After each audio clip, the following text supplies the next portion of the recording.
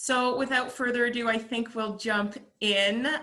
Thank you, Anna, so much for taking time to join us. So for everybody, Anna is our representative from Canadian Blood Services, and we're just so grateful that she's taken this time to present to you about all kinds of wonderful volunteering opportunities with Canadian Blood Services. My name is Juliana Stonehouse, and I am the Student Experience Coordinator with Careerspace, and just so pleased to have Anna a part of this, as well as looking at the student attendance. This is just wonderful. Just a couple of housekeeping items. For those of you attending this session, please feel free to put any questions you may have for Anna in the Q&A box at the bottom of your screen or top of your screen, depending on how your computer is set up. And then we'll have about 5 minutes at the end of the presentation to answer those questions, and we'll go from there. So without further ado, Anna, the floor is yours. Hi, everybody. Thank you so much for having me today. I'm very excited. Like Juliana said, I'd like to answer questions at the end, so hopefully we can flow through this. Okay, perfect. All right, so I like to start off with this question just to kind of get everyone's brain rolling on the importance of blood donation. So if anybody might know this, in terms of how much, what's the percentage of people that need or have known someone that's needed blood products?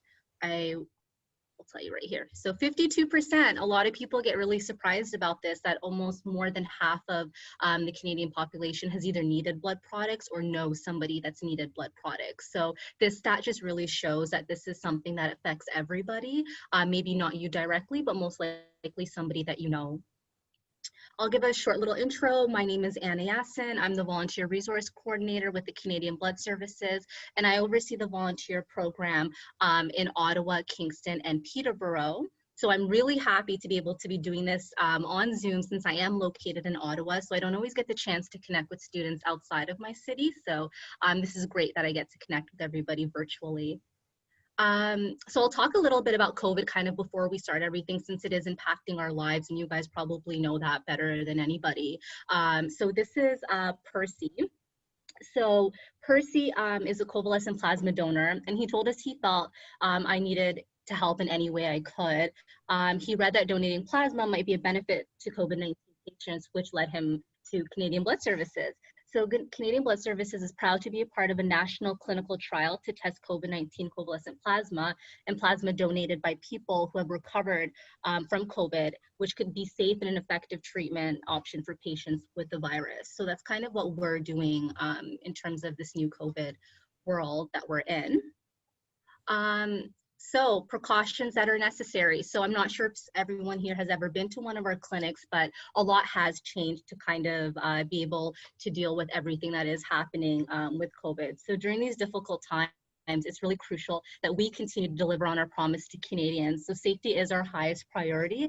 And so enhanced wellness measures are in effect throughout all of our donor centers. We're conducting wellness screening at all of our entrances, where we'll ask about travel, contacts, symptoms that you might be experiencing, and everyone's temperature is taken. So everyone in our donor centers is also required to wear protective face coverings while in the center. So if you do have questions about your volunteering and safety because of COVID, we do have guidelines and protocols in place during your volunteering and donation.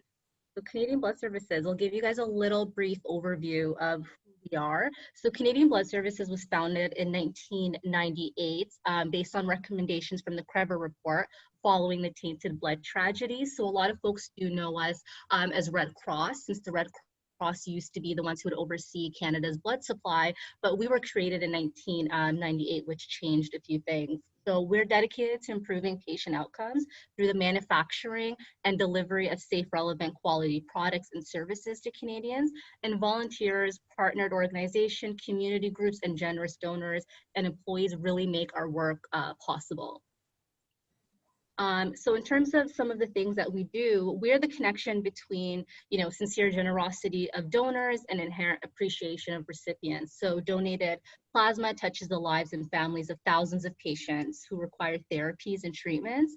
Blood stem cells, are immature cells that are developed into any cell and present in the bloodstream. So we also have a cord blood bank program that we do run in the country.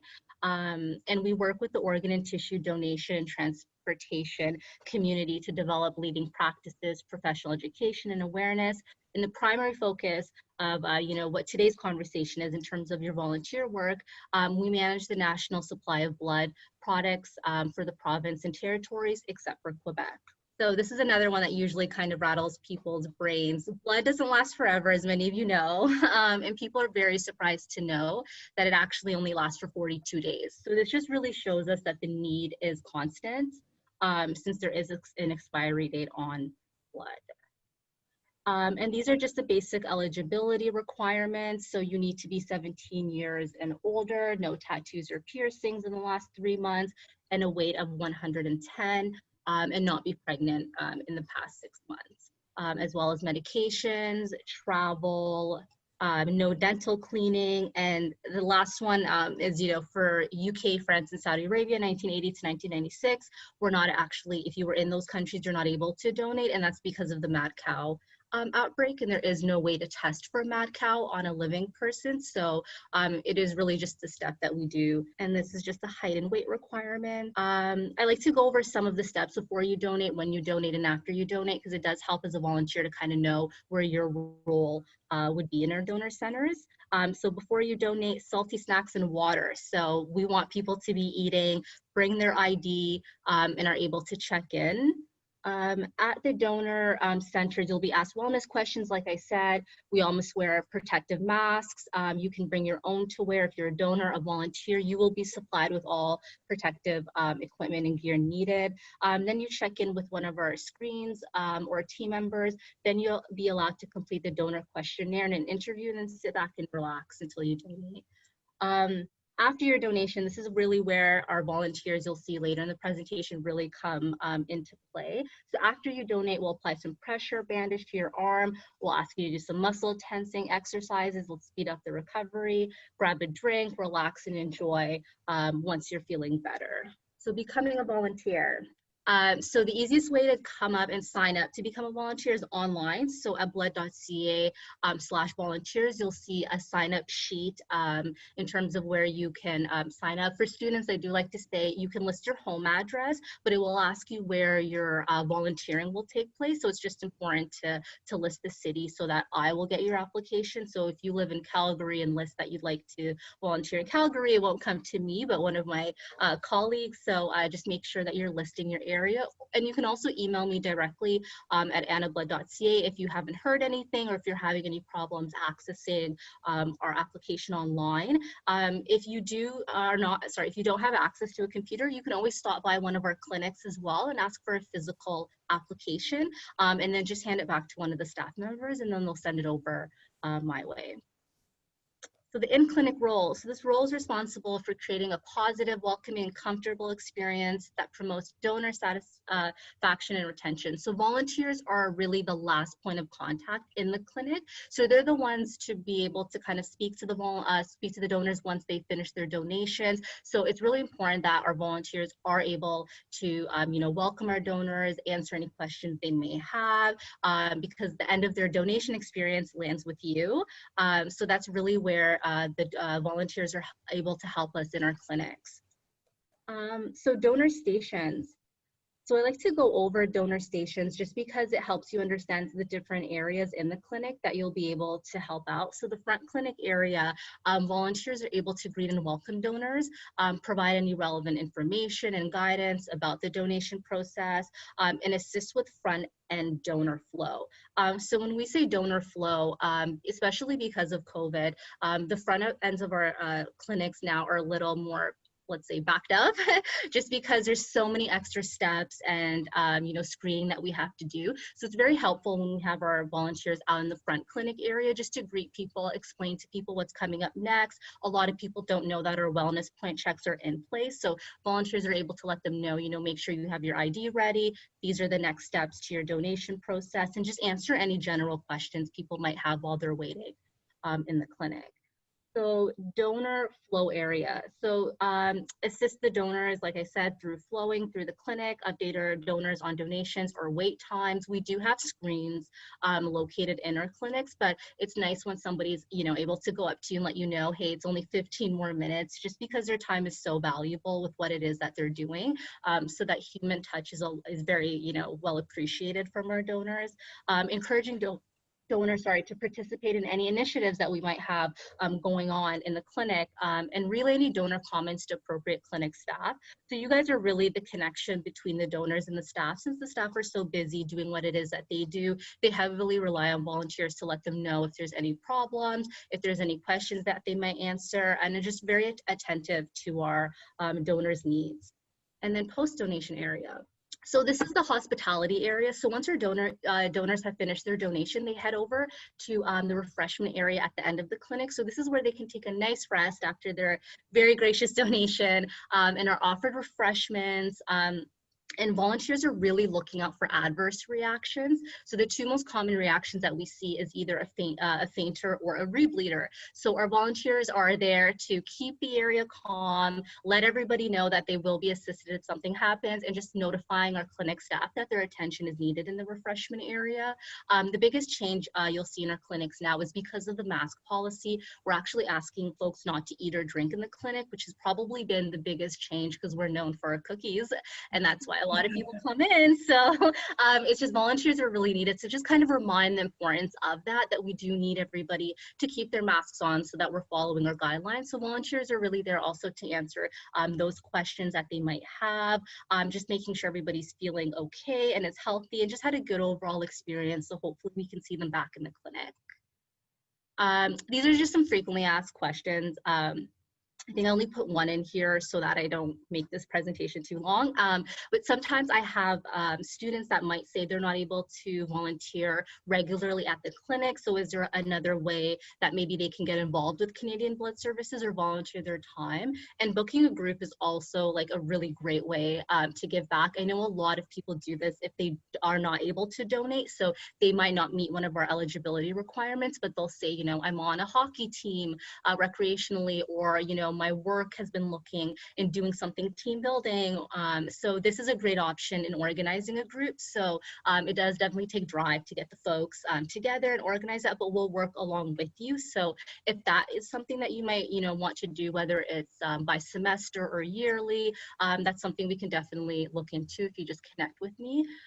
So yeah, making it a birthday, honoring a loved one who might have passed away, celebrating a milestone in your life. They're just all great ways that you can tie this back depending on, what your time and commitment level is. And helping to raise awareness. So this is another way to also volunteer with us. So these are 4 different ways to volunteer. So we are very social media focused, especially because of today's times. So we do have people who, like I said, donate as a group, donate individually, but really post, on their social media, the importance of blood donation, their experience in our clinics. I won't get into too much detail of all of these, but hopefully you can just briefly read some of these to kind of see the different ways we're able to help out online.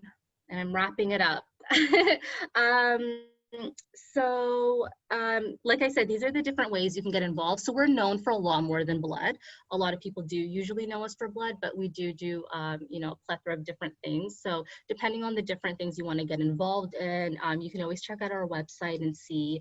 We do stem cell recruitment as well, which is another really big one that you might be interested in. So definitely go online and really look through the different opportunities that we do have. And these are just some reasons I like to kind of leave up here, just in case of, wondering how to kind of spin it to folks in terms of why blood donation is important. Number 43 is always my favorite because you'd be surprised how often we hear, just because somebody asked me. So, if it's a mall or a school or somewhere, the amount of times I've heard, why do you donate? They really do say just because somebody asked me. So it may not have touched them personally, but just that ask is so important. And students really help us, whether it's in the clinic or recruitment. Because of COVID, we're not really doing many, obviously, recruitment events in communities, unless it's an online recruitment event. So our clinics are really where we're looking for folks to volunteer their time. Anna, your timing is absolutely perfect. Awesome. Great. We do have a question, which is wonderful. So we have a student who's wondering if they get a volunteer certificate or proof of volunteering. So you don't get a certificate. We do like milestone certificates depending on the time that you've hit. I think it's the minimum is like a 5-year, and then you'll be invited to kind of like an award ceremony where we'll reward you with a certificate and a pin. But in terms of confirmation of hours, you really just need to ask me, and then I will be able to, you know, draft up a confirmation. If it is something more specific for medical school applications, I know, which is really a big one for students, you do have to know the verifier. I think it's for 6 months, which is their requirement. So usually I do tell folks that you should have a 6-month commitment if it is specifically for medical school. But if it's, you know, outside of that, then you can always just ask me for a reference or hours. Oh, that's wonderful. That's really good, because I know that a lot of students are interested in just keeping a record of this so that then they can go ahead and put it on either on their co-curricular record or when they're in an interview situation, feel really comfortable about talking about their experience with Canadian Blood Services. Yeah, definitely. I'm very well known when it comes to references and all of those questions. So definitely, Perfect. if you end up volunteering, just feel free to ask. That's lovely. Any other questions from the group? Put them in now. We'll give a couple more minutes and then we'll wrap this up. Just in the meantime, Anna, again, thank you so much for being a part of our fair. And as I said, a lot of interest in this session, and you are a nationally recognized organization. And I think it's just the work that you're doing is amazing. And to have Trent students be able to have access to the volunteer expert for your organization is just wonderful. So thanks again for taking this time. And I'd like to also say kudos to all of the students. Like, I didn't graduate too long ago. I think it was 2016 or 17, but I know how difficult this time can be in terms of trying to get references and real life experience. So I definitely give you guys kudos for really being proactive and joining something like this to look out for. So yeah, definitely we're so open to having the students volunteer their time if that's what they choose. That's amazing. And another question here. What is the maximum amount of hours one is allowed to volunteer? That's a great question. There is no maximum and there's actually no minimum. So our scheduling is actually online. So all of our calendars are usually, you're able to see the clinic schedule 2 months in advance. So it is a self-scheduling system. So you're able to just sign up for the shifts you like. And I know with students, that's really important because you guys might have part-time jobs and midterms and exams. So you are really able to sign up for whatever makes sense for your schedule. The only thing obviously we ask best practice is if something does come up, which I know like definitely happens, and you're not able to attend a shift or maybe your availability change, as long as you just communicate that to us and the folks that you know, run the schedule online, then you're really good to go. But there is no minimum or maximum, so to speak. That's a great question, and that's a great answer. Just building in that flexibility for students is obviously very important. Lots of things on the go in students' lives these days. So that's and also one thing too, I will note, sorry, really quickly. I know a lot of students don't always live in the city that they're you know, going to school in. So I do have a lot of students who go home for the summer but want to continue that volunteering. And since we are a national organization, we have clinics all over the country. So if your hometown is in Toronto or Vancouver, you can definitely continue your volunteering while you're home for the summer. Just let me know so that I can always connect you with the person in your area. That's fabulous. And then you just have a continuation of that volunteer opportunity, especially if for those students looking to go to med school, having that 6-month requirement, the summer doesn't disrupt that. So that's really great. Yeah. Well, with that, Anna, I think that we will say our goodbyes. Again, thank you so much for being a part of this. And for all the students that attended, thank you so much. Be sure to check out the rest of the schedule for the day. There's some amazing organizations presenting, and I highly recommend, you won't be disappointed if you join any of them. Just really great organizations with really great representatives, much like Anna. So thanks so much, Anna. Awesome. Thank you guys so much. Have a great day. Yeah, okay, bye-bye. Bye.